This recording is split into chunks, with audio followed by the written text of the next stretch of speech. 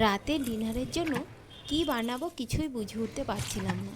তাই ভাবলাম আজ যদি একটু অন্যরকম কিছু বানানো যায়, তাই ঝটপট বানিয়ে নিলাম এই রেসিপিটা। এই রেসিপিটা আমি কিভাবে বানালাম চলো তোমাদের সঙ্গে আজকে শেয়ার করি। এই রেসিপিটা বানানোর জন্য আমি প্রথমেই নিয়ে নিলাম দুটো পেঁয়াজ আর দুটো কাঁচা লঙ্কা। পেঁয়াজটা ভালো করে ছাড়িয়ে আমি ধুয়ে তারপরে ভালো করে ছোট ছোট করে কেটে নিলাম।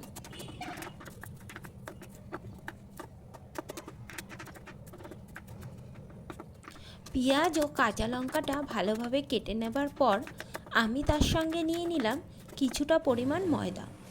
তোমরা তোমাদের পরিমাণ অনুযায়ী এখানে ময়দাটা ব্যবহার করতে পারো। এরপরে যে কেটে রাখা পেঁয়াজ আর কাঁচা লঙ্কাগুলো ছিল সেগুলো আমি একে একে এর ভিতরে দিয়ে দিলাম। তারপর এর সঙ্গে দিয়ে দিলাম পরিমাণ মতো হলুদ, পরিমাণ মতো চিনি এবং পরিমাণ মতো লবণ।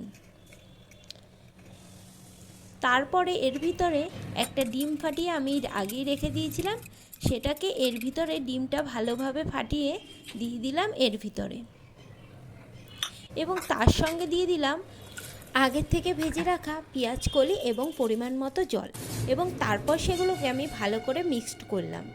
এগুলো যেই দেখলাম ভালো করে মিক্সড করা হয়ে গেছে, তারপরে উপর থেকে ছড়িয়ে দিলাম কিছুটা পরিমাণে মটরশুঁটি। মটরশুঁটিটা ছড়িয়ে দেওয়ার পরে আমি একটা গ্যাসটা অন করে তার উপরে দিয়ে দিলাম একটা ফ্রাই প্যান। যখন দেখলাম ফ্রাই প্যানটা একটু গরম হয়ে গেছে, তার উপরে দিয়ে দিলাম সামান্য পরিমাণে সাদা তেল। তেলটা একটু গরম করা পর্যন্ত আমি ওয়েট করলাম। তেলটা যখন দেখলাম গরম হয়ে গেছে, তখন আমি এগুলো ওর উপর থেকে দিয়ে দিলাম। এবার আমি সারা কড়াইতে ভালোভাবে এটাকে ছড়িয়ে দিলাম। ছড়ানো হয়ে যাবার পরে আমি একটা ঢাকনা দিয়ে এটা একটু কিছুটা সময় ঢেকে রেখে দিলাম, এবং একটু পরে ঢাকনাটা তুলে দেখলাম এটা অনেকটাই হয়ে এসেছে। তাই আমি একটু উল্টে দিলাম যাতে ওপাশটা একটু ভালোভাবে হয়ে যায়। তাই দুপাশটা যখন দেখলাম ভালোভাবে হয়ে গেছে, তখন আমি এটা নামিয়ে নিলাম।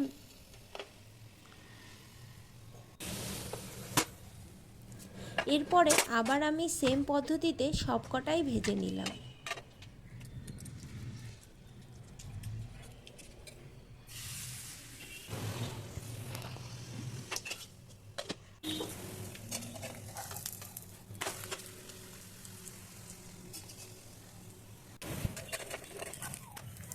তোমরা চাইলে মটরশুঁটিটাও আগের থেকে ভেজে নিতে পারো। মটরশুঁটিটা যদি আগের থেকে ভেজে নিয়ে নাও তাহলে হয়তো অনেকটাই ভালো হবে, কিন্তু আমি প্রথমে না ভেজেই দিয়েছি, কিন্তু চাইলে ওটা ভেজেও ইউজ করা যায়।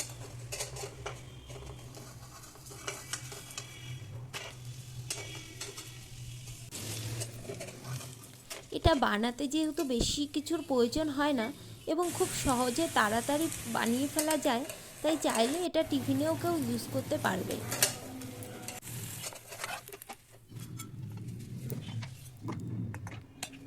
সব কটা ভাজাই আমার মোটামুটি হয়ে এসেছে, এটাই লাস্ট ছিল, তাই এটাও আমার অনেকটাই ভাজা হয়ে গেছে, তাই এটাও আমি তুলে নিলাম।